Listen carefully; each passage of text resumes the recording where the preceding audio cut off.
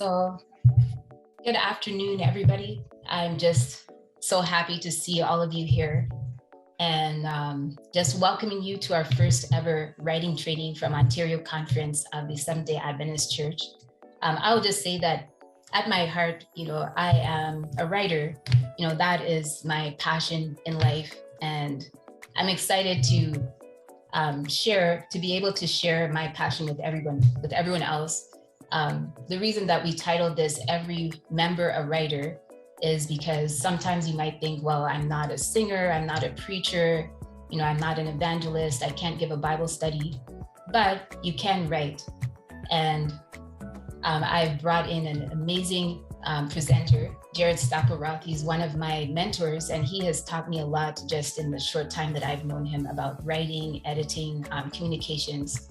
And I knew that he would be the perfect person for this type of training. I'll just share a few things that I know about him.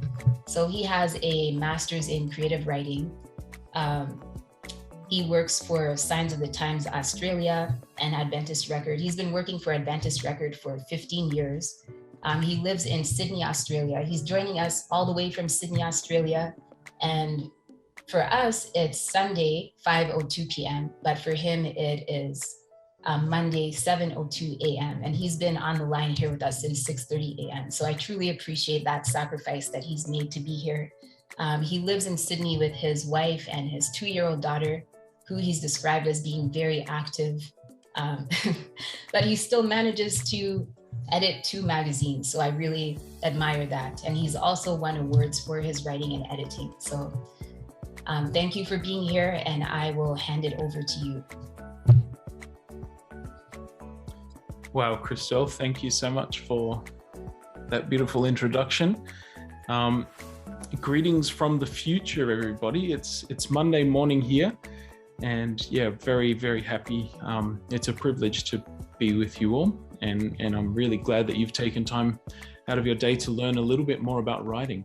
I'm just going to share my screen with you so you can see some of the juicy bits. I'm hoping that you've got a pad, a notepad, or if you're on a laptop, you have the ability to take notes, because some of this you'll forget. And it will be good if you're hoping to write in the future to have that information down the track. Now, there's only so much we can do in the time slot that we've been allotted. So we're going to run over some of the basics. If you're a new writer, this is going to be very helpful. A little bit of 101, and hopefully it will encourage you to look at writing in the future if you've never written anything before. If you're an experienced writer, some of this may be known to you already. You may have done it intuitively, even if you've never learnt it formally. But it's going to be a good reminder, and I hope that there's some things in today's session that you'll pick up and be able to carry on with you as we go. So look, it's often important to, for me especially, looking at the theme of every member a writer, to invite God into this space. So I'll just say a prayer for us, and we'll get started on today's session. Father in heaven, thank you for your love. Thank you for the opportunity to live for you, to write for you, and to be in this session today with you.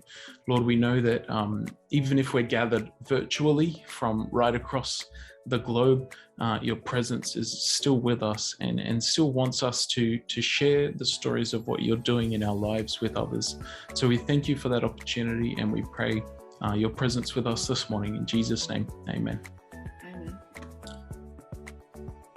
So just so you know, Adventist Record is our division paper. It's the South Pacific division paper.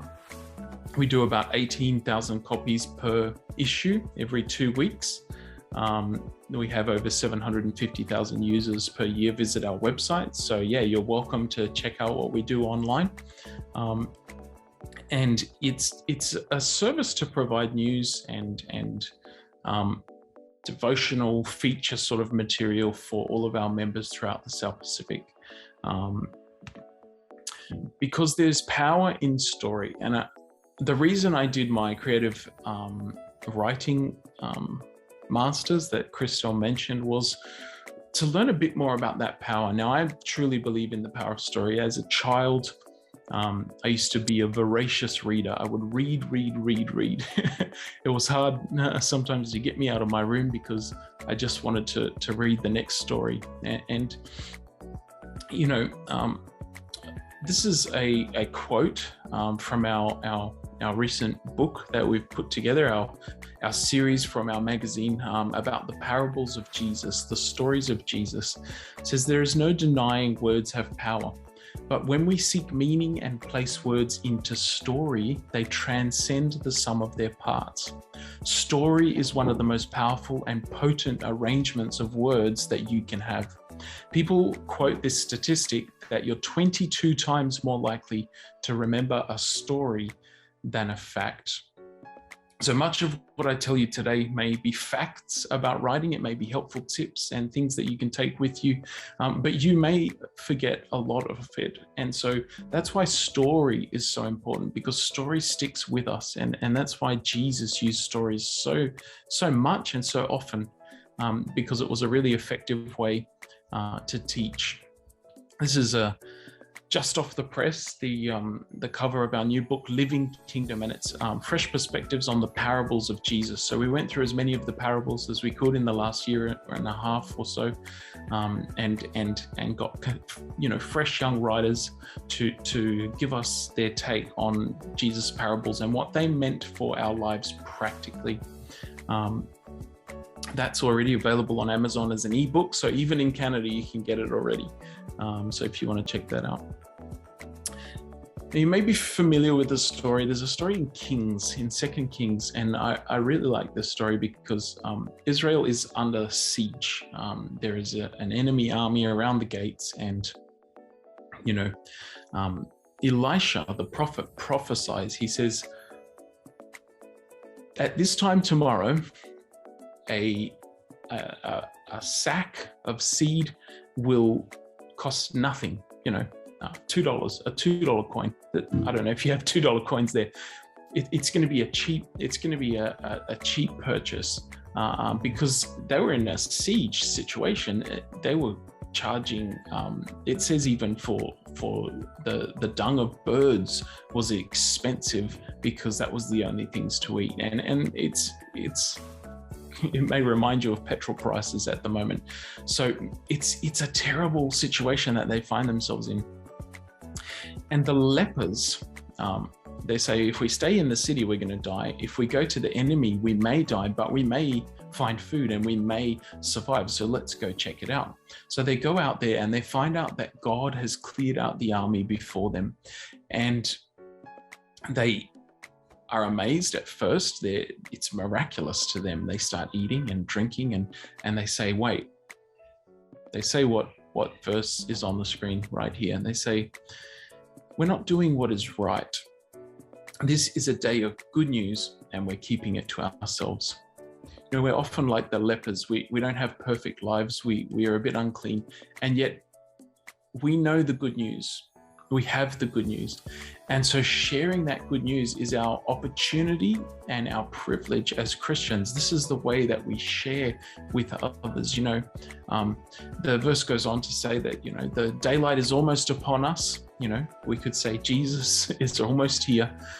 We have a drive and we need to share the good news with others. And so why could I share the news?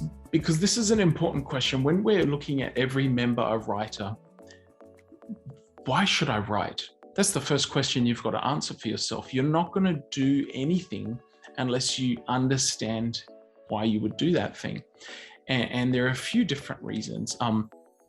You know, we know in the Three Angels message that the heart of that is the everlasting gospel or good news. The word gospel is good news. And you know, Mark is a good example. The Gospel of Mark is written in a very newsy style. It's news. It's sudden. It's not a lot of flourish. You know, the old ancient writers, you could say, were very good news writers because they got to the point. They hid a lot of depth and a lot of meaning in very short passages.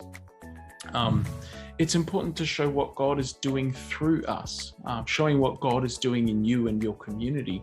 That's another important concept. And then finally, it's non-threatening. News especially, and we're going to start talking about news and then turn to other types of story later on, testimonies and that sort of thing.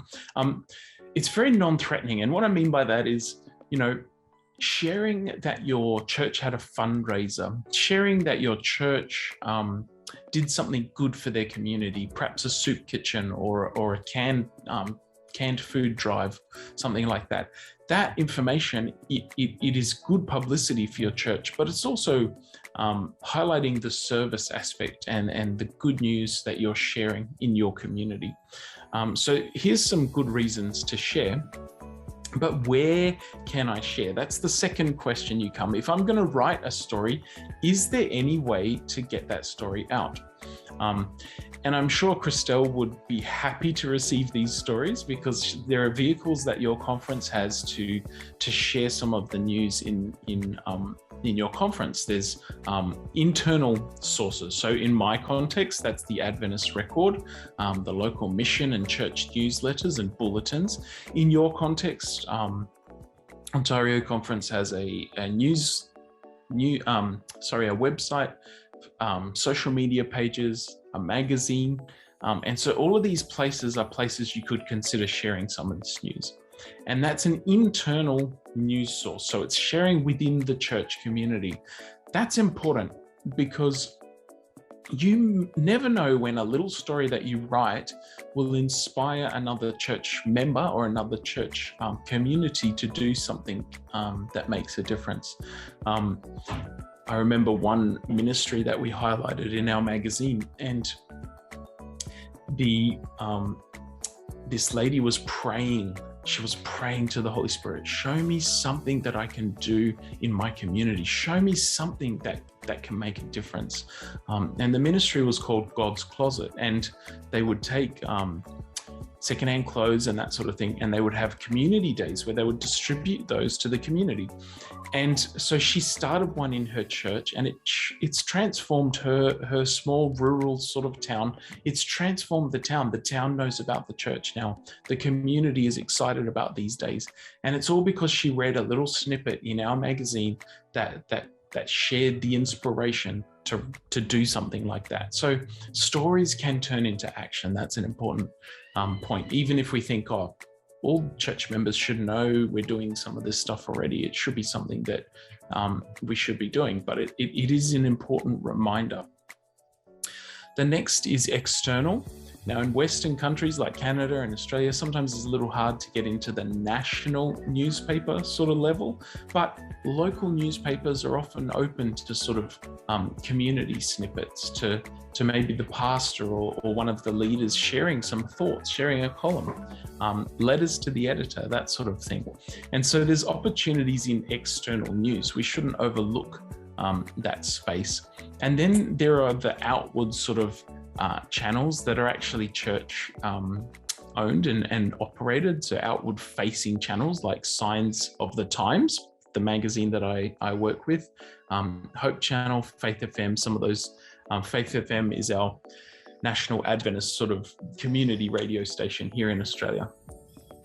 My daughter has just woken up from her overnight sleep, so say hi everyone.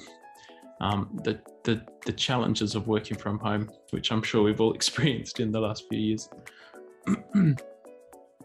So where to share? That's an important question to ask before you write anything, because how you write is going to be determined by the decisions you make when you're starting to write. So decisions. I often tell people that writing is a whole series of decisions and questions that you have to answer for yourself. So the first question that's really important: who is your audience? Who am I trying to write to? Because if you're trying to write to someone in the church, they may know things like the conference and the union and the division, and they may understand some of these structures and the entities that we represent. But if you're writing outside the church, they don't understand those. So you might use language like the church in Canada, the Seventh-day Adventist church in Canada, rather than language like the union or the division. So each word and phrase is another decision that you're going to make. These are questions you ask yourself. What's the best word to get over what I mean? What's the best part of this story to tell? How do I do that well? And then what's your platform that you're going to go onto? What are the goals of your piece of writing? Where is my writing going to go? So if you're writing for social media, if you're doing a post and you want it to go on your Facebook page, it might be very different from a post that you write for, say, a magazine, because in a magazine, you might have 1,200 words to express the thoughts and the concepts. But on social media, you may have a much smaller space because people are scrolling through. They don't have a lot of time. You have to capture their attention. You might share a photo or something that arrests them in there as they're going, because it's just like, hey, we want to grab you. And so you may structure your writing, your story differently. You may choose to include photos or not, or even to create some kind of video content alongside your story. It may be that you can collaborate with a team or some friends who, one might be a great photographer, one might have some video skills. And so you can craft a piece of content that will help share the message. That's some of the ways that, writing is not just a traditional print article anymore. We have to understand that writing can go into all sorts of spaces and is important in all sorts of places. So we're going to talk about news a little bit, and we'll understand why that's important as we go. But in one way, news is some of the easiest, it's some of the most formulaic writing. In other words, there's a formula that can be applied that can make it very simple. I'm hoping in the next, half an hour or so, that I can turn some of you into news writers, very simple tricks to teach you how to write news. And from there, you can build on the styles of writing that you use. If you understand news principles, you can flip some of those and adjust your writing for different platforms. How are we all tracking, by the way? Let us know in the chat and the comments. We've got our moderators checking things out, but I'm whipping through a few intro stuff, but this stuff is important. This how to write news. Some of these things are some of the things you might want to be jotting down, because these will be good questions to ask as you're putting together a news story. So before you write news, we ask ourselves, what makes a good story? Is it new? In the word news is the word new. And yet with church communications especially, I see the people are keen to promote an event. So they want to send you a story before the event happens, which is fine in some ways, but it's not actually really a story yet. It's just, I want people to come to my event. But then they don't give the report back. They don't say why, what happened, and how it happened. And if they do, it takes them a few months to get onto it, because all the energy seems to be in creating the event. Once the event is finished, it takes some time to process what happened, to write and share some of the information around that. And so it becomes late. And then when we read it in our church magazines, and it happened a few months ago, we feel a bit, that's okay, but that it doesn't strike us the same as what happened on the news this morning on the radio or on the nightly news as we watch it at night. How big is an event? That's obviously helpful to be newsworthy. You'll see that if someone has gone and collected 50 stamps, that's not news. But if they have the largest stamp collection in North America, that's news. And if they're an Adventist, there may be an angle or maybe a way for them to share their faith through that story. So saying, this is my highlight, this is why I'm making the news, but God is good. My faith helps me to, stay level and that sort of thing. And there's opportunities in that sort of news to share our story.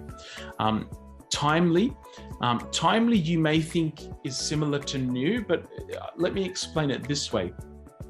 Something that's new just happened. It's something that's happening right now. Something that's timely. In Australia, we're just gearing up this month to an election, a federal election. So obviously that's dominating the news cycle at the moment. And so things about how to vote would be a timely story because it's connected with things around the season, Christmas, or lead up to Christmas and to Easter and events like that. Whether or not you choose to celebrate those events, there is opportunity to have content that fits that time or that season. Is it important? That question comes back to the end user, the audience. Is it important? Does it make a difference to my life? Is it something that is important to me? And so to gauge that, you have to have a good understanding of the community and the audience that you're writing for. Is it unique? I remember when we have a little snippet in Record where we would share Adventist news from around the world. And so we're looking for really interesting, out there, different kind of stories. And I remember we put in at one point, there was a baptism in Africa. And I remember reading that report and they sort of said that they had made a big noise, slapped the water, sort of caged off an area so that they could do baptisms in this crocodile-infested river. That was their words. And so they're doing this baptism in this crocodile-infested river.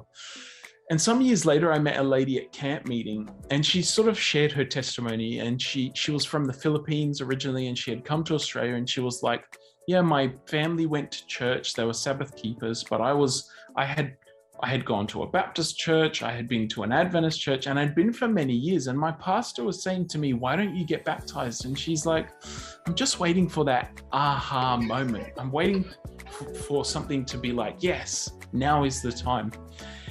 And she told me that reading that snippet, now I had forgotten about it at the time. It was just a 50-word article, just a few sentences, which had that phrase, crocodile-infested waters. And she said, when I read that, that was my aha moment. I read that and I thought, if they can get baptized in crocodile-infested rivers, what am I waiting for? And God used that for her to be baptized and to become an active member of her church. Now, it's a unique angle to that story that even made us put it in our paper in the first place. But God used that uniqueness and he used it to impact another person's life down the road. And so that's what we've always got to remember. The other thing that makes a good news story, or that's a newsworthy indicator, is a human interest. Is it a human interest story? You'll see these stories at the end of your TV news bulletin. We call them the light and fluffy stories. It might be some family who did something inspirational. It might be pictures of the newborn pandas at the zoo. It's not important, but it's cute or it's nice. It has some form of human interest. Well, what about the church, Jared? Do these things still apply to the church? Well, yes, they do.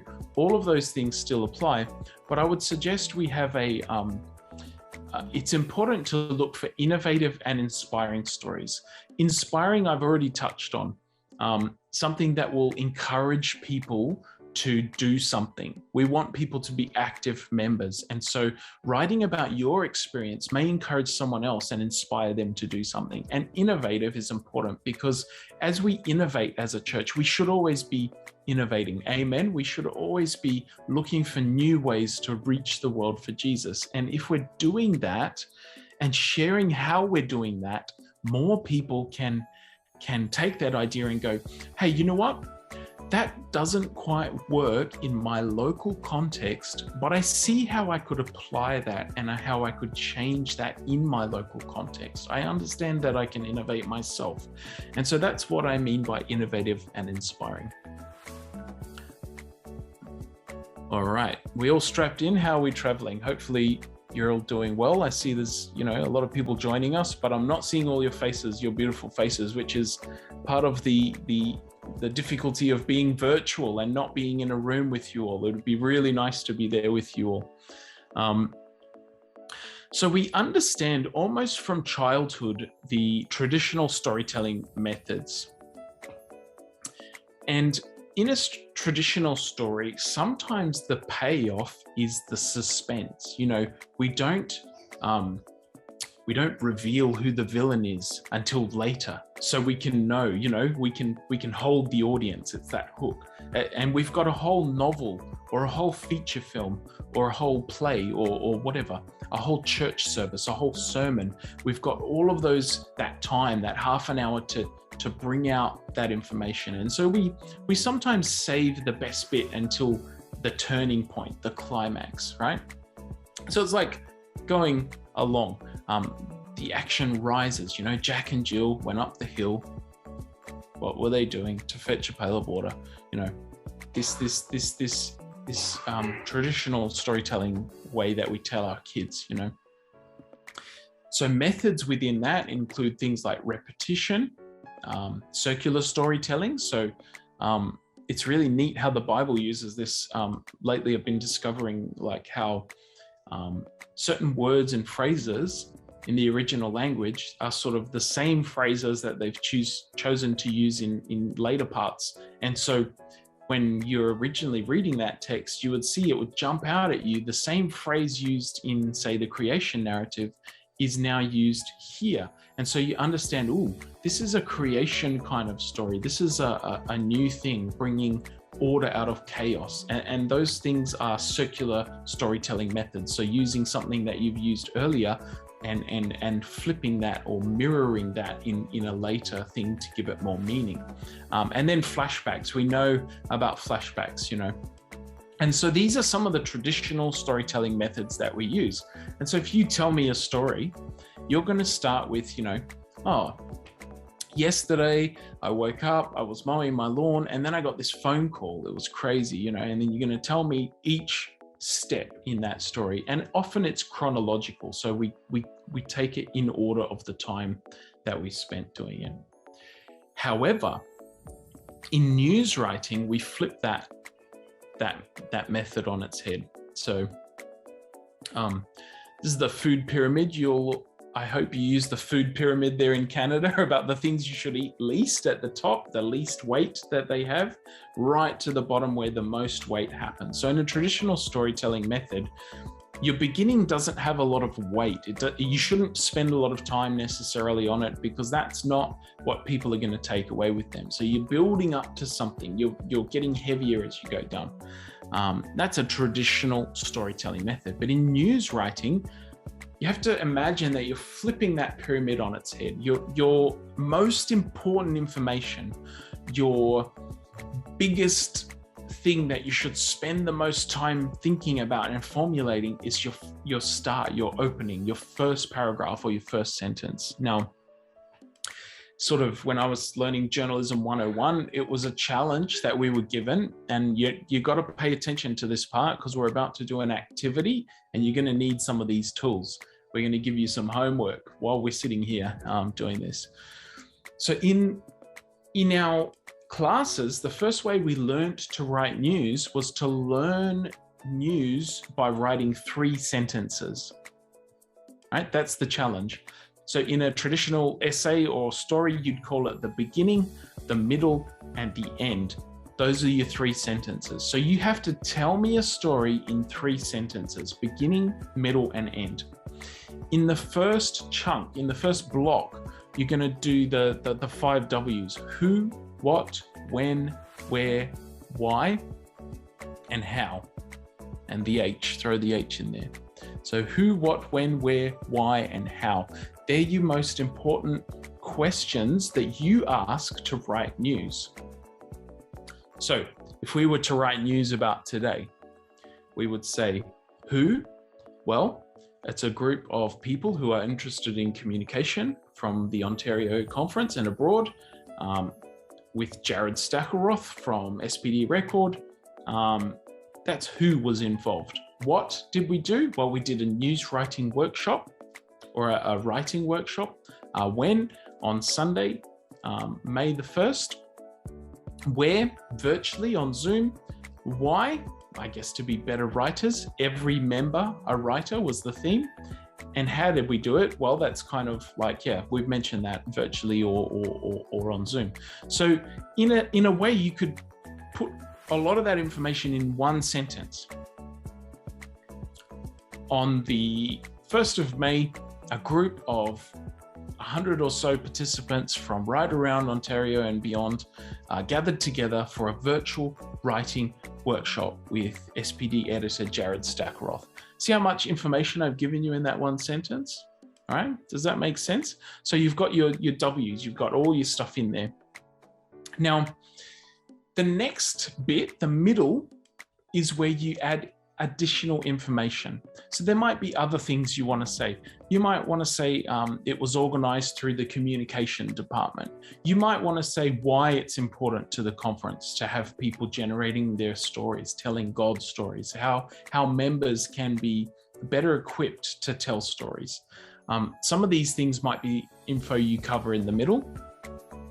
And you can fill that with quotes from attendees, people or the organizers of the thing, so the event. So that's where you fill out the rest and you add additional info.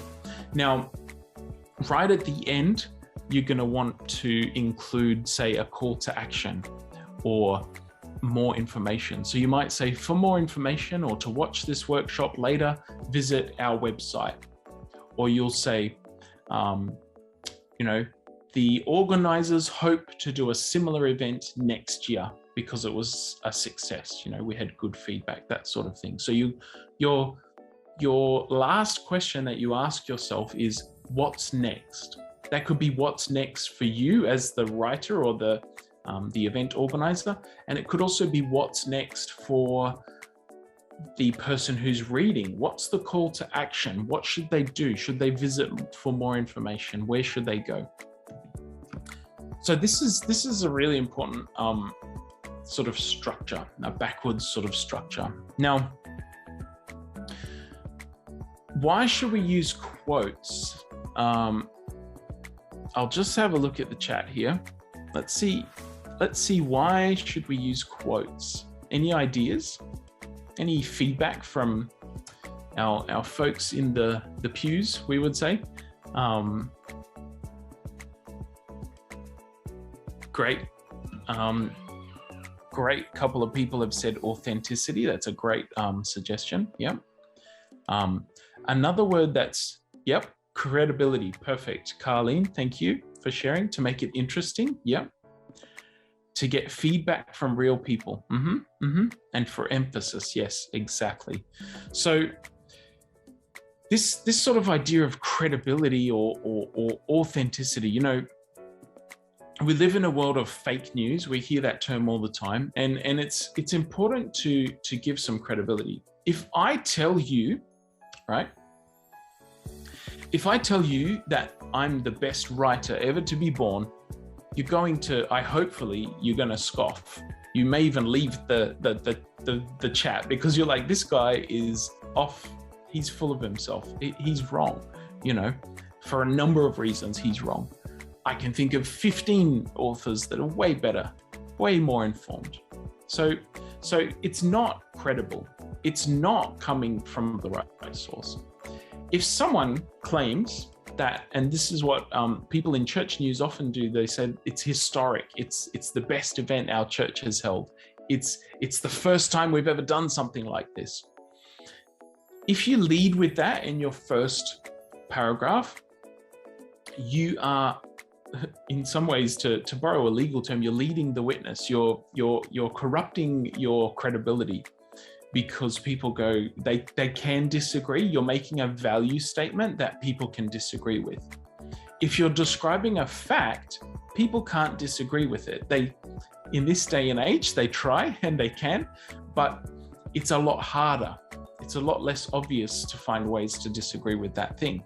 And so if you want to add color to the piece, if you want to add interest, that's the place to do it, to use direct quotes, because you're going to make much more, you're going to take much more weight of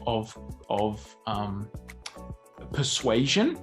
In the art of rhetoric, the persuasion that you take from a piece is going to come much more from an attendee or a person who's taking part in this workshop, who's saying, this is really great, I really found it helpful, than me saying it was really helpful in the article that I write about this. Now, we're moving through this because I really do want us to do an example, a sample of this, a test. It's fun. Don't worry, don't stress.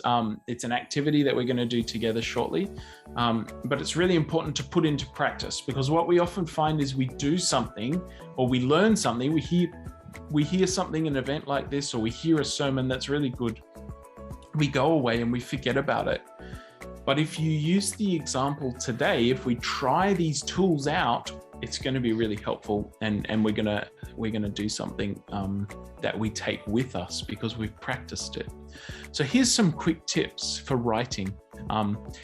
Number one, if you think you are finished, you are. Just finish. Someone challenged me once, just finish. Now, you might be thinking, okay, but what about the conclusion? Don't I have to wrap it up? This is where especially inexperienced writers fall into the trap of losing that credible, that authentic voice that we've just been talking about.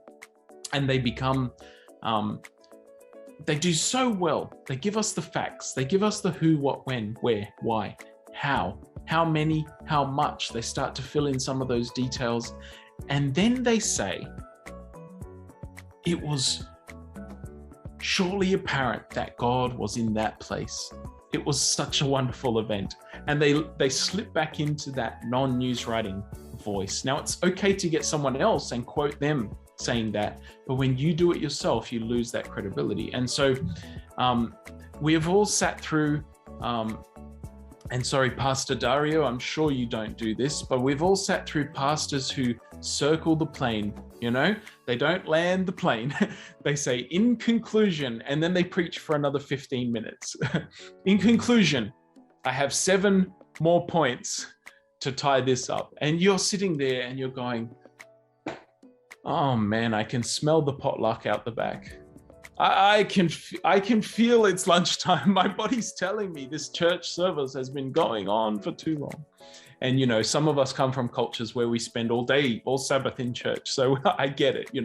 We go through the morning, the AYs, and the closing Sabbath before we get out, we get a feed.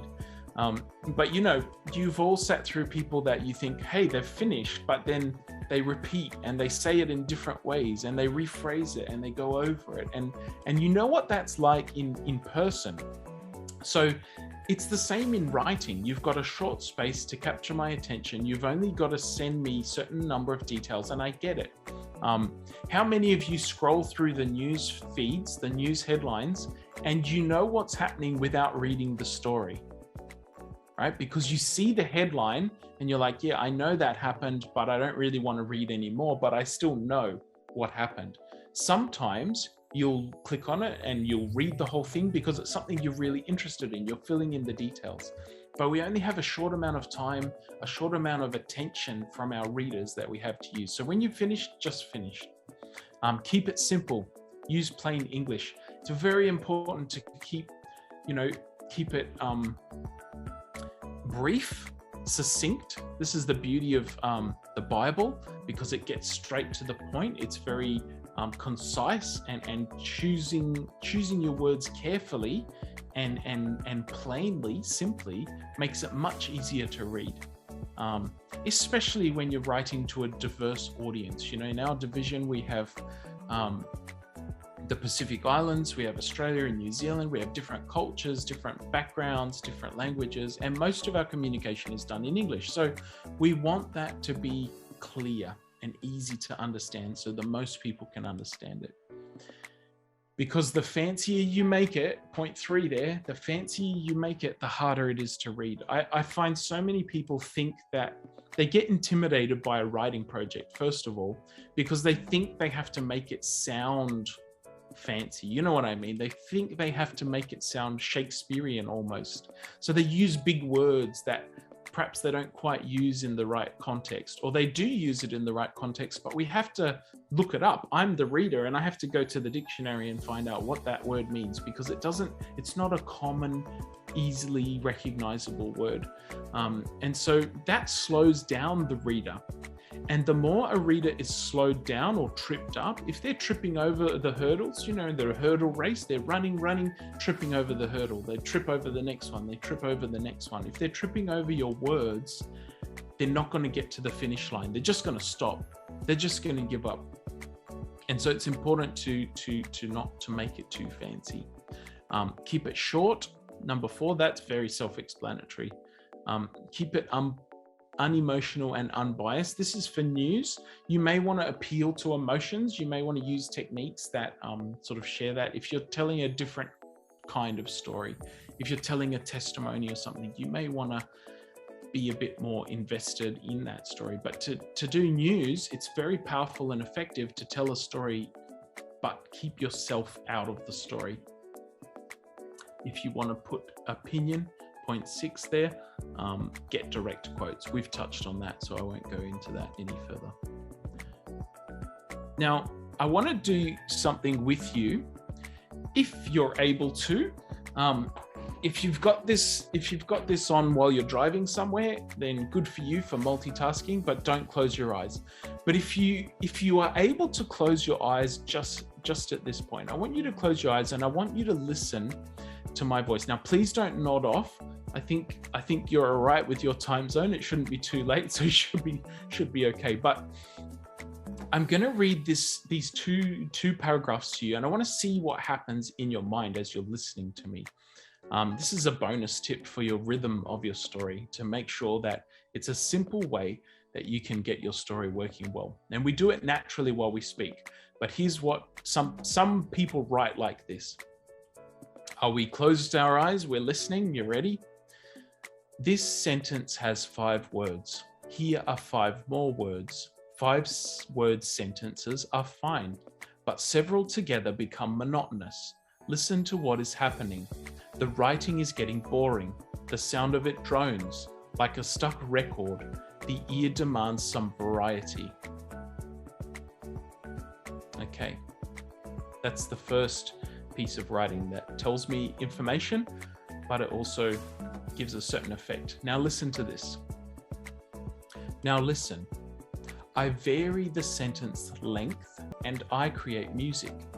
Music. The writing sings. It has a pleasant rhythm, a lilt, a harmony.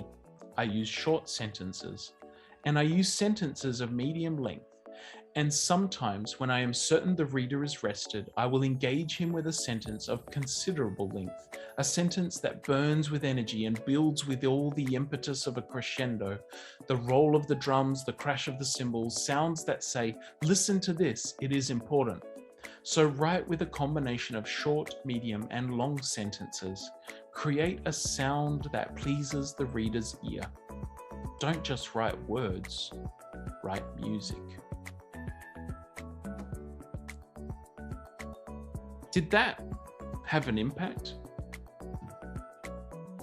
Can you hear the difference as you're listening? You can open your eyes, by the way. We're back. A huge difference, right? Amazing. When I first came across this exercise, and I didn't write this, I've just picked it up somewhere, and yet it's hugely impactful. Now, what we can do when we're unfamiliar with writing, to some extent in news writing, this is the same, but in any kinds of writing, we tend to have about the same length sentences. Now, we won't have 5-word sentences when we're writing news. There's too much information to fit in. But you can fall into that trap of writing 20 to 25-word sentences in news.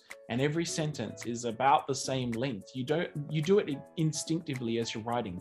So to bring your writing from like a C or a B minus grade up to an A, you might want to just look at, once you've got it down, the info, you've got all the info down, now it's time to, I guess, tweak it a little bit, and you can make a big difference to your writing by adjusting some of those things.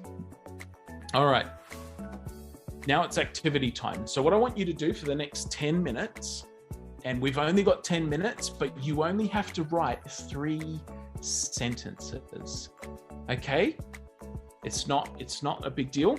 I don't want you to stress too much about making it perfect. I just want you to get something done, because it's really enable. Many of us will be familiar with that story, but I want you to retell the story in news style, news format. So in 3 sentences, I want you to retell that story. You can pick any point in the story. You can pick the end of the story when you're telling it. You can pick sometime in the middle where you're telling this story, but as news.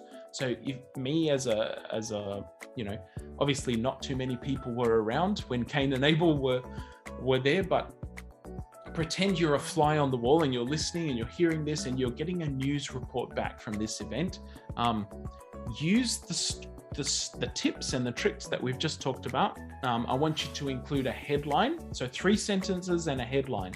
That's your limit. Let's see if you can get it done in that space.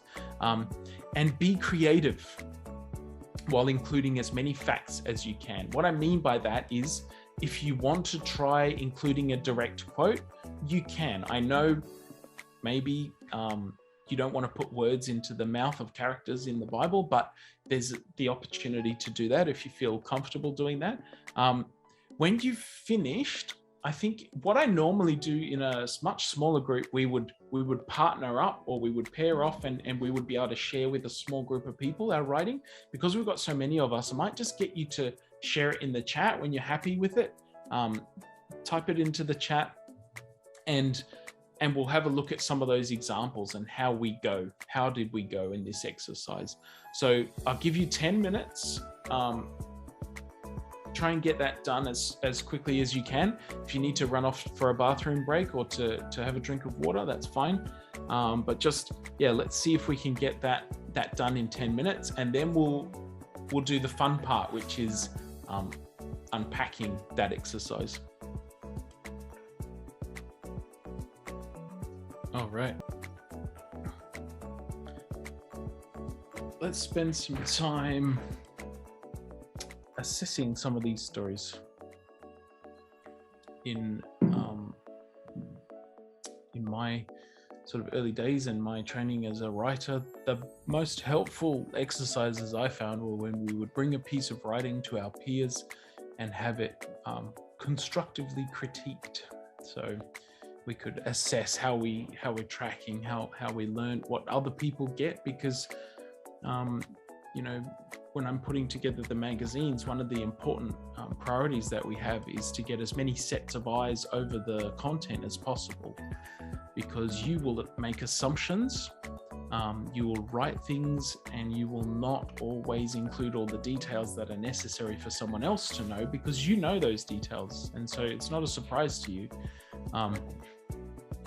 You can't count the number of times I've gotten pieces of content that have included things like, at the potluck lunch, Auntie May's lasagna was the best thing ever. And I go, well, I don't know who Auntie May is. That's an assumed piece of knowledge. That's something that someone knows who's in the group, but doesn't know if they're outside. All right, so we've got heaps of feedback on the chat, which is really good. If you haven't shared yet, or you maybe a bit shy to share, that's fine. We'll have a look at what we've got. I'm just going to pick some at random and read them out, and then I can get some in the chat line to respond, see what you thought of these things. So I see one here from Sabrina. The power of choice was on full display at harvest time as brother Cain and Abel presented their gifts to God. Cain, a gardener, randomly selected from his crops, while Abel, a shepherd, chose only the best from his flocks. Accepting only Abel's gift, God implored Cain to make better choices, warning him that if you refuse to do what is right, then watch out. And that's in quotes, so that's a quote there. Very creative. Sorry, I missed the headline. Opposing choices. Opposing choices. So, any feedback for Sabrina?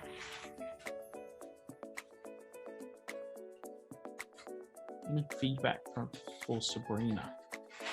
And you've got to realize through this process that it's not right or wrong. It's actually just helping us to get better. It's helping us. Could you screen share it? Could you screen share it? The chats are on my screen, but I'm not sure. Christelle, is there a way we can screen share the stories? A couple of stories that we select? Yes, I can. Yes, I can do that. Just give me a second. I'll find Sabrina's and I will share it on my screen. Gloria says more than 3 sentences. I double checked and it was 3 sentences. It just has some clever uses of clauses, semicolons and things, and pauses. So I may have read it. And it sounded like 3 sentences because of my pauses, but it was actually 3 full stops. So. Okay, sorry, give me a second. Maybe you can read another one and then I'll pull it up. No worries. First of all, great work, Sabrina. Thanks for sharing. As well, I've just lost it in the chat here, but basically, obviously Sabrina has chosen a point in time before the murder, which is probably not what a lot of you have done, because the murder is the newsworthy event. I mean, it was the first to happen. And so one challenge that we could say to Sabrina is that the most newsworthy part of the story, if we all taking the same story? I guess it's falling into a little bit of that non-news, like the who, what, where aren't necessarily up the front of that in terms of what happened. You know, in that story that Sabrina's picked, you could even suggest that the choosing of the sacrifices was perhaps the first, or the news piece of information that needs to come there. Thank you, Christelle.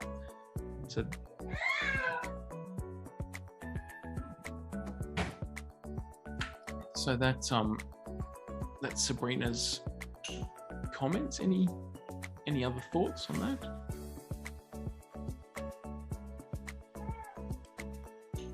Any feedback?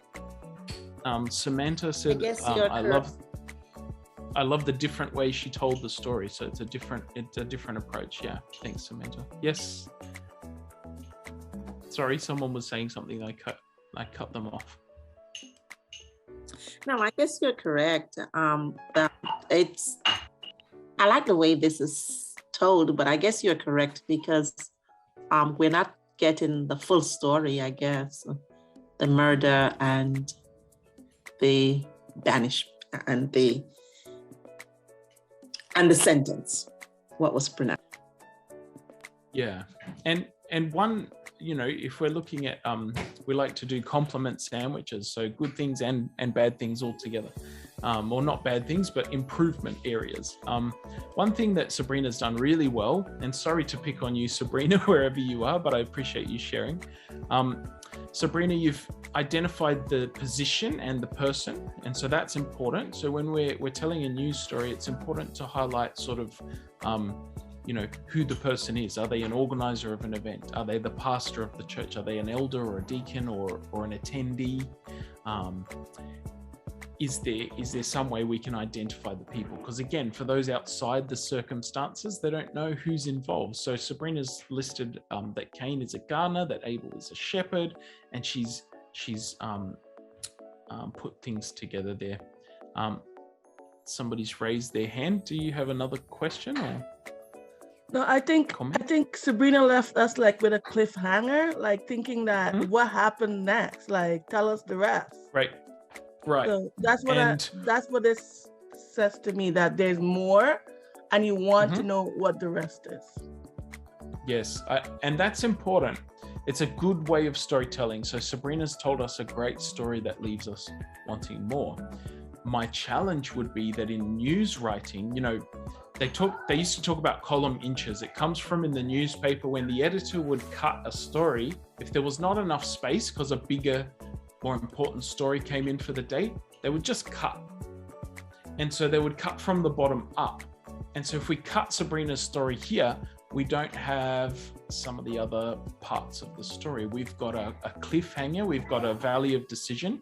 And Jesus often did this. So it's not a wrong way of storytelling. Jesus often left us, I think of the parable of the prodigal son. He left us at the point where we don't know what the elder son is going to do. What's the response? And that's for us as the audience to have a response in that circumstance. And so Sabrina's left us in that valley of decision, but I would argue that it's perhaps not a direct news writing style. Mark, I saw, raised his hand as well. Yes. Do you have something to add? The word randomly. Okay. I have a problem with that because she is expressing her opinion about something that was never done or told or happened. Yeah, she's potentially using what would you call it? Communal knowledge, something that comes from perhaps extra biblical sources, sermons that she's heard or assumptions, that interpretations that she's made. It could quite well be that Cain randomly selected crops and that's why his offering was rejected, but the source material doesn't necessarily show that. And it is important to stick to the facts, because that's why you'll see news sources using words like allegedly. If something's still before the courts, they can't necessarily confirm what's happening. They can only say things like that. So that's a good pickup, something to keep aware of when you're writing. It's very easy to slip into adding our own opinions in there. And again, not a problem, but that's fine.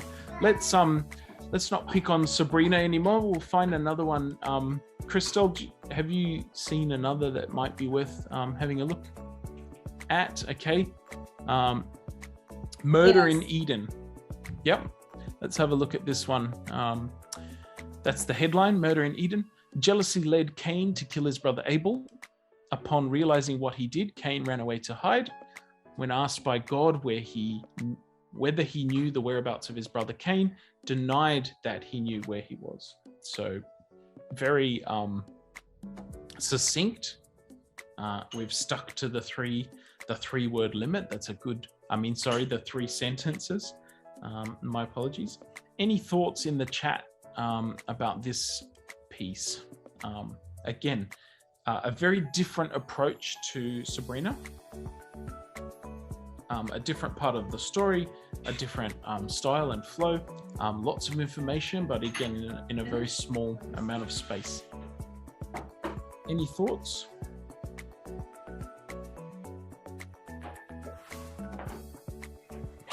Why did he kill his brother?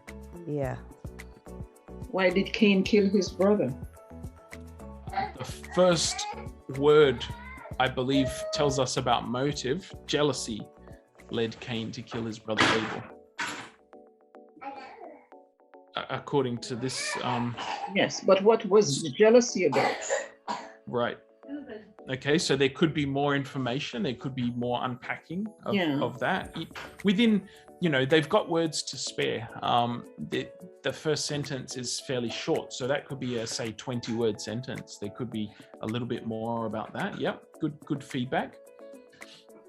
My challenge is with the information of Eden. I'm not sure if the murder actually took place in Eden, because I'm assuming that they were kicked out of Eden. So. Yep. And what our author has potentially done is what is called, often we find people doing it in headlines, make it a bit more clickbaity or a bit more interesting. Murder in Eden has a really nice ring to it. It sounds good. You'll find some people take liberties with the headline, and the headline doesn't always accurately represent what's even in the body of the text. And that's sometimes because editors come along and go, that's not catchy enough, that's not news grabbing enough, we need to adjust that. Could be something like murder in the suburbs of Eden or something. On the outskirts, yeah. It leaves something here to be desired as well. It ends rather strangely. Okay. They took my just finish literally. Maybe they ran out of the time there, but it does give us at least if it's immediacy of news reporting, which often news is happening in the middle. It's happening right in the middle of this. So it says that Cain denied he knew where he was. So we're still wrestling with that there. Someone's getting ready for daycare in the background. Apologies for the crying.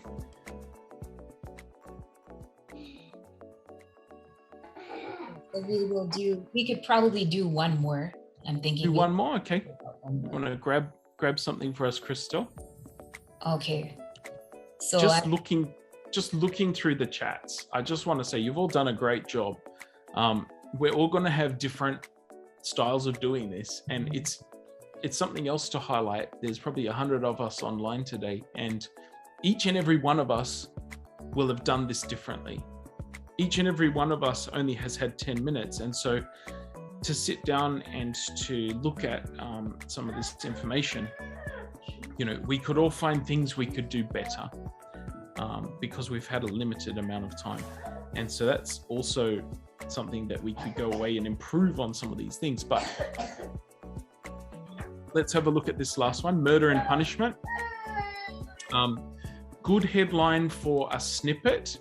So sometimes we have snippets and sometimes we have bigger stories. Bigger stories usually have space for bigger headlines. And so the headline will often describe what is happening in the story, as opposed to kind of like a story slug, which is just like 3 words, 2 words that just sort of encapsulates the core of it.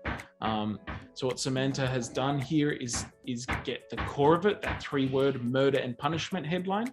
But she could have said, something like first murder in world's history or something like that. It's a longer, more descriptive headline. So that's not a right or wrong thing. It's just a difference in style. So Adam and Eve had 2 sons. Cain, the eldest, is a farmer, followed by his younger brother Abel, who is a shepherd. They brought gifts to the Lord, and the Lord rejected Cain's offering while Abel's sacrifice was accepted. This caused a rift between the brothers, causing Cain to kill his brother, denying he knew where he was, and God cursed Cain. So some quick feedback for this piece. All the details are there. It's really well done, but it's probably flipped upside down. It's probably in a traditional story chronological order rather than in order of the weight of importance. I don't know if you can see that. We've got the death of Abel, the denial of knowing where that is, and the rift and the destruction. That element is the last thing. We've built up to that. And so I'd probably put that in the first sentence, put some of the why, the how many, how much, a bit more extra information in the second sentence. Some of the good information in the first sentence is who the people are, and so you may need that. But sometimes what you can do, it's a good tip to say there was a murder, brothers killed each other, and perhaps why they killed each other. And then in the second sentence, you can go back and fill in the names. You'll notice that in news, sometimes the first sentence doesn't include the name. It might include the Prime Minister. So it might say, the Prime Minister of Canada has done such and such a thing. And then it will say, Justin Trudeau, blah, blah, blah. It'll put that information later. And so you might say, two brothers killed each other over an offering to God. Cain was a farmer and Abel was Cain was a crop harvester and Abel was a shepherd. You might put that information in sentence 2. Does that make sense? Just so you've got your facts right up in that first sentence. That's probably the only. I thought about that after. I was like, I should have flipped this around, but then I didn't know how to do the flip effectively. So I left it the way it was because I knew that it would provide feedback. Like I would get feedback on how to do that. Perfect. Good that you've recognized that. And I guess that's the beauty of having a bit more time. No one's going to expect you to write a news story in 10 minutes. But the point of this exercise was to show that we can do it quite quickly. We can get all the information down quite quickly. So it's nothing to be afraid of. Some of the intimidation comes with having to do it right, having to do it well. So don't be afraid, don't be intimidated. And also time for editing and time to share with someone else always gives another perspective that helps us improve our writing. As I mentioned before, we've all done the exercise in very different ways, and there aren't necessarily right or wrong ways. There are some things, but it shows us that it's possible. So well done to everyone. I really appreciate you doing that activity with us, doing that exercise. Mark Shane has put a question in the chat, I think regarding this. News usually focuses on tragedy, and for this point of this exercise, we used that tragedy because it's a significant event in the Bible. It's the first murder. It's showing the ramifications of sin. How can we focus on stories that are good and not tragedies? Great question. I think as a church, we have really a lot of opportunity to do that because we have good community things happening. We have good news in our lives. We have what God has done for us. And so focusing on testimonies and powerful stories of what God has done is a really helpful thing to do. Just before we switch to Q&A, I'll just give you some ideas. We've done testimony now.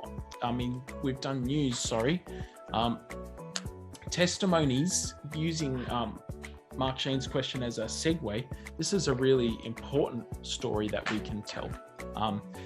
And so avoiding jargon in church language, if our testimonies are hoping to reach outside of church, broader community people, is really important to avoid that sort of jargon. So if we say, when I was, before I came to God, I was in the world.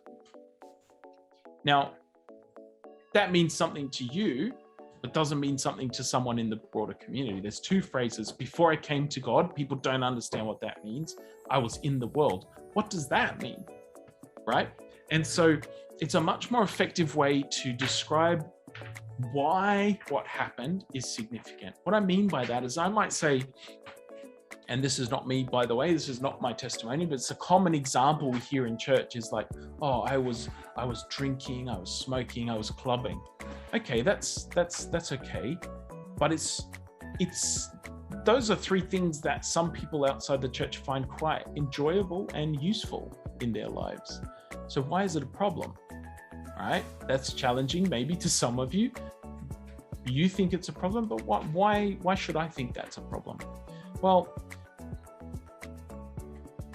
that's where the details come in. While I was spending hundreds of dollars every weekend on alcohol, it made me angry, so I was beating my wife. Now we're starting to get to why that was a problem, not using the church jargon sort of shorthand. So be specific without glorifying the details that you're presenting. Focus on God. So that's the emphasis is how God changed your life, not how you worked yourself to change your life. and find ways to relate to your audience. If you're telling a story, it's a good exercise, and we don't have time for it today, but to sit down and write some testimonies from your life, some evidence of what God's done for you. And you do that because when someone asks you a question or someone relates to you something that's happening in their life, you've got that testimony ready to go because you've practiced writing it out, which is important to have an updated testimony. Someone doesn't want to hear 25 years ago when I came to the Lord, my life changed. What, have you been the same ever since? No. So what happened recently? What happened this week? What happened last week that you saw God working in your life? I guess that's a challenge to all of us, to have God working in our lives each and every day. So I just wanted to add that on to the, this is important for submission rules for Christelle. If you're going to submit something, you need the words, the facts, the W's and the H's that we've talked about. But you need a photo, which is really helpful, and you need to include your contact details so someone can get back to you if they need to clarify anything. All right, Q&A. We've got some time for questions. So, Christelle, if you want to help find some questions in the... Yeah, so I'm just going to ask people, just in the interest of time, put your questions in the chat, and then we will pick the most relevant from there. And yes, we will send the slide. Well, actually, I shouldn't volunteer, but I'm hoping that our speaker... You can have the slides, yes. You're welcome. Okay, thank you. All right, so we had some questions that came in already. And so one of them was, how short is short? So you had mentioned in your presentation, that, keep it short and simple. So how short is short, to have a solid news story, let's say? Look, it's a good idea to know your publication that you're hoping to pitch to. So if you are writing something for Adventist Record, for example, for a news story, you might be looking at around 200 words. So you don't want to go beyond that because it makes it harder for the editors to actually use what you've submitted.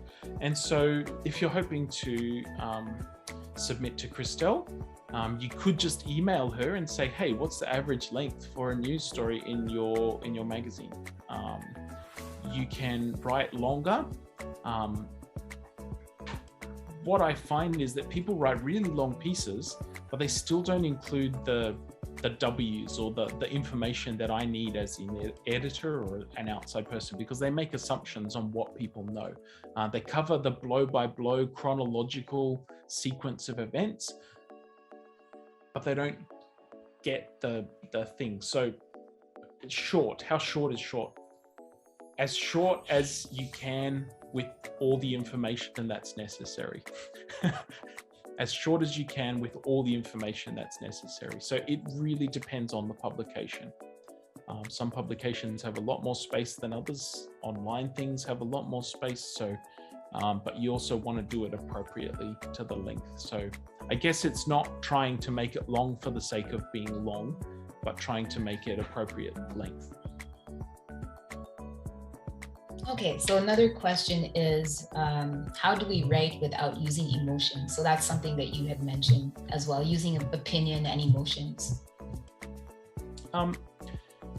We can't. The short answer is we can't. It's not possible to be completely unbiased or emotionless. And so you have to have in mind what your purpose is for telling the story. That's an emotion. That's part of why you want to tell the story, why you want to reach someone else. And so then you have to do your best to present that in the best way. And sometimes the best way is to take out your interpretations, your feelings, your color of the piece, your biases, and you have to question those and step back from those and try and just use factual language. So one way is taking out descriptions. Descriptive words are very powerful little things that color, how someone sees an event. If you just say the event, people are not going to think one way or the other about it. But if you say the fantastic event, or the big event, or the disorganized event, you're putting in your interpretation, and those descriptive words are where we get bitten. They're the most dangerous times to put our own interpretations in.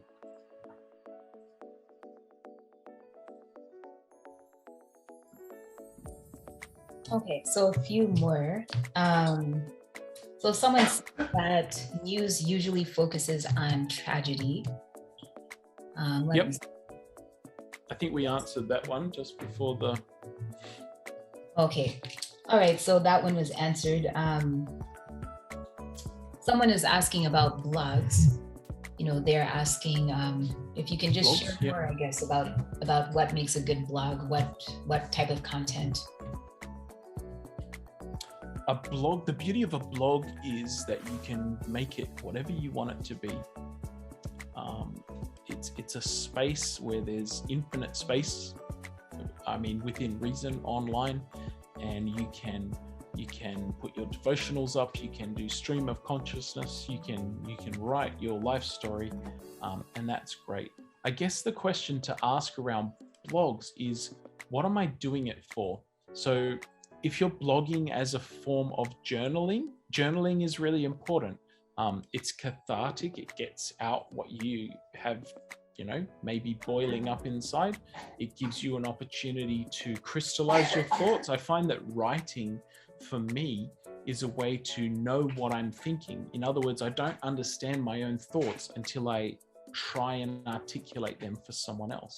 And so blogging is a really good way to do that. Now, most blogs I would suggest aren't that successful today. Most blogs might be read by your mum and your auntie and your best friend, but no one else is going to see it. And so I guess that's the important question is, am I doing this for myself, or am I doing it for other people to see? If I'm doing it for other people to see, I need to understand the platforms that I'm writing to and how to effectively spread that information. Distribution is a whole sort of another question. So finding relationship with editors, knowing what papers are available to you locally that you could get into, your church bulletin or your church page. Maybe your church has a Facebook page and you could put devotionals and things on there. Your social media is a powerful platform because it influences all of your friends. So you might have 100 friends, but only 2 or 3 are going to read your blog. So you might want to consider doing the sort of thing of blogging on your social media. Just to illustrate the power of social media, I want you all, if you can do this activity with me, if you have your phone there or you're on your laptop and you can open up a window in Facebook. For those of you that use Facebook frequently, I want you to go find Facebook. I want you to open Facebook and in the search bar type Adventist Record. Go find Adventist Record. And when you get there, I want you to hit like or follow, because that'd be great. We'd love you to see what is happening down under, what God is doing in this space. But I also want you to see what else is there. The top post.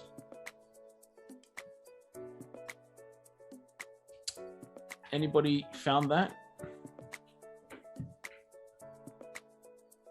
Oh, someone's kindly shared the link in this meeting, Mark. Yes. I've already told the followers of Adventist Record that I'm currently this morning meeting with you guys, and we're doing a writing workshop. We've got some photos of me and my setup. There's some extra information that you may not know is that I'm wearing shorts. So I'm all dressed business up the top, but I'm still in my shorts down the bottom. Now you're all curious to go check that out.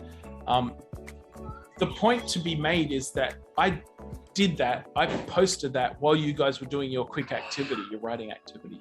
Social media is instant. You can influence people around the world. You can see all your followers can see some of those infos. Yes, social media has some issues. The algorithms are hard to crack, but there are opportunities to share written pieces of content, your story, your testimony with a wide range of people. So well done, guys. You got in by being part of this workshop today. If we were there in person, we could have a lot more photos of you guys. But yeah, unfortunately, we're still virtual. I saw a question. I just want to come back to a question that I saw in the chat here about are testimonies more suitable for the local community than suitable for the church audience, especially if it's about how God delivers people from addictions and things. I think that, you know, testimonies are incredibly powerful. Part of the research I did around my creative writing masters was around how trauma narratives are a pathway to healing, how hearing and reading and writing your own stories, trauma stories, can actually bring about redemption and healing.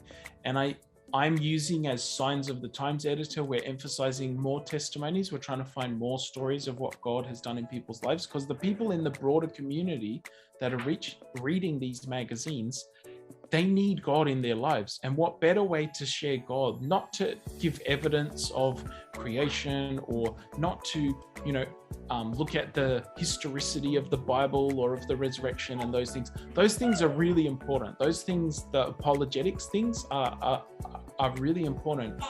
But it's almost at a level that people aren't ready to engage with that.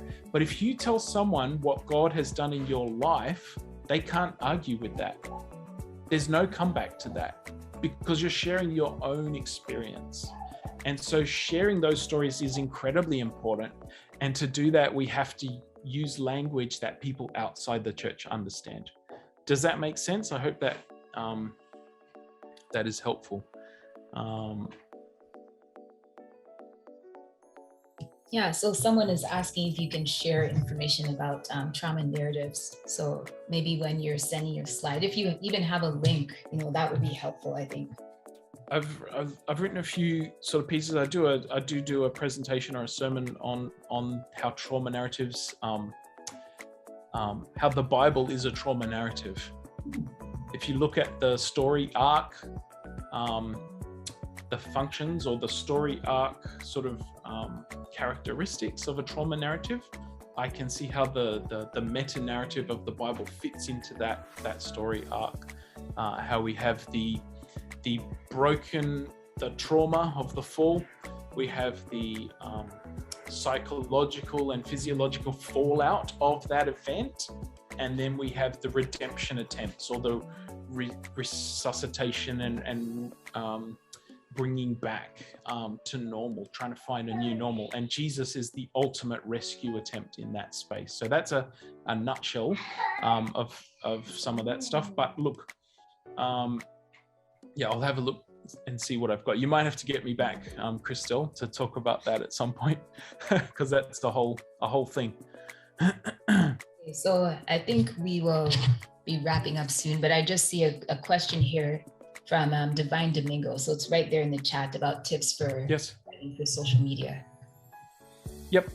Keep it short again, because people are scrolling. Keep it with pictures or some visual element that might stop them. And you know, you have the power to be whatever brand you want to be on social media, even for your personal accounts. And so, but if you're a church account or anything else, you know, being authentic, being credible, writing, using some of these tips to be punchy, to be fact-filled and interesting, and getting some other people to see it before you post it. You know, get your wife or your husband to read it and say, is this making sense? Am I saying what I think I'm saying? You can never underestimate the power of a good editor to make sure that information is easy to understand. So yeah, I think that you know, that could be a whole presentation in itself. And I apologize if we've only touched on some of these topics just really briefly this morning.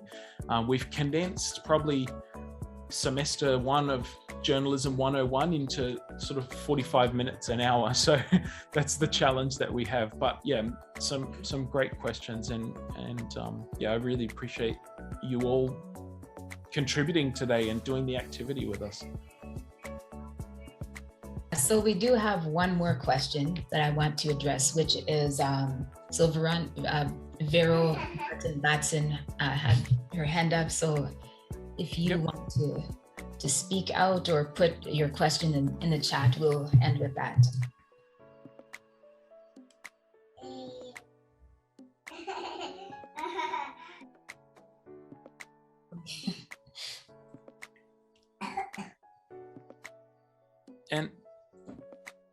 And Christelle, I'd just like to say, I don't want to plug all our own stuff, but feel free to follow us on social media, to reach out. I will stay in touch with you, Christelle, but also, if anyone else needs tips or tricks for writing, I'm happy to develop writers. Always happy in the church to see people writing. So yeah, I've got Twitter, which is probably more used in North America than it is in Australia. There aren't a whole lot of Australians that use it a whole lot, but I'm easy to contact there, and on Facebook and places like that. So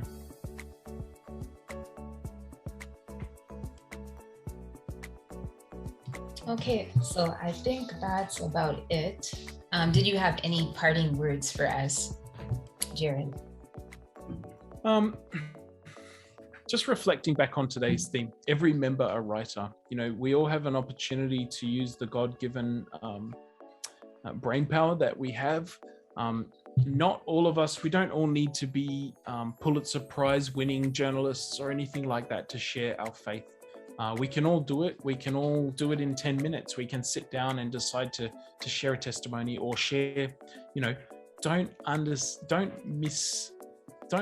underestimate the power of good news and community events that we're running and our local churches and the spheres that we're involved in. There's incredible power with just sharing simple stories about what God is doing in our lives. So if there's one thing I could leave with you, it's that you have a story that's important, that's worth sharing. God values your story, immensely, like more than anything, as we know what Jesus did for us. And so your story, it's one of the gifts that God has given you to share with the world. So don't be afraid to share it.